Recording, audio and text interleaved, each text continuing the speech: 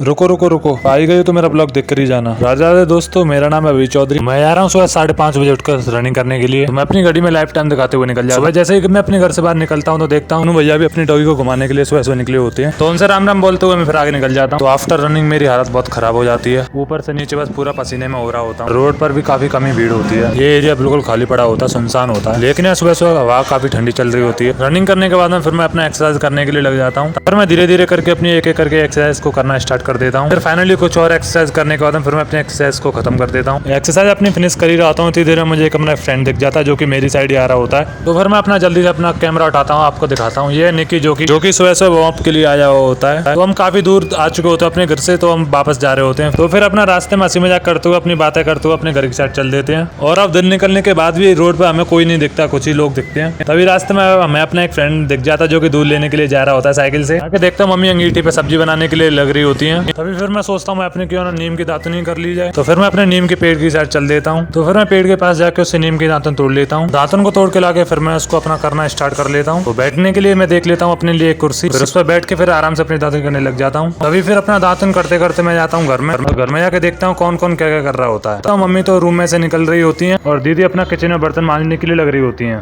तो चलिए आज मैं आपको कराता हूँ अपने घर में पेड़ पौधा का टूर। सबसे पहले तो आप सभी को देखने के लिए मिल जाता है नीम का पेड़। इसी के पास में लग रही होती है बहुत सारी तुलसी काफी बड़ी भी होती है और हमारे प्लॉट में इसमें छोटी भी हुए हैं। तुलसी से आगे चलेंगे तो ये आपको देखने के लिए मिल जाएगा गुड़हल का पेड़। और इसके ऊपर फूल एक भी नहीं मिलेगा क्योंकि बंदर यहाँ पे छोड़ते ही नहीं है। फिर आगे चलेंगे तो यहाँ पे एक और तुलसी आपको देखने के लिए मिल जाती है और साथ में यहाँ पे और भी पेड़ पौधे हो रहे होते हैं। इन्हीं तुलसी के साइड में यहाँ पे और आता है एलोवेरा, छोटा सा एक और गुड़हल का पेड़। और यहाँ पे जो हैज होती है हमने कुछ ही दिन पहले काटी होती है तो बेकार हो चुकी होती है। और यहाँ पे इनके थोड़े से साइड में कुछ अलग ही पेड़ हो रहे होते हैं, इनमें देखने में तो काफी अच्छे होते हैं और इनकी ग्रोथ भी काफी अच्छी होती है। ये हमने कुछ ही दिन पहले लगाए होते हैं, काफी जल्दी हो गए। और फिर अपना दातन करते हुए मैं चल देता हूँ अपने प्लॉट के बाहर। एक आते इस गेट को खोलने में काफी दिक्कत आती है क्योंकि ये बहुत काफी टाइट हो चुका होता है। बाहर आके देखता हूँ तो देव दूध लेने के लिए जा रहा होता है और यहाँ साइड में काफी गाड़ियां खड़ी होती हैं, देखने में काफी अच्छी लग रही होती हैं, यानी कि सुबह सुबह काफी व्यू अच्छा रहा होता है। दातन करने के बाद में मैं फिर अपना नहा धो के अपना पूजा करने के लिए चला जाता हूँ। फिर अपनी हनुमान चालीसा पढ़ने के बाद में मैं अपनी पूजा फिनिश कर देता हूँ।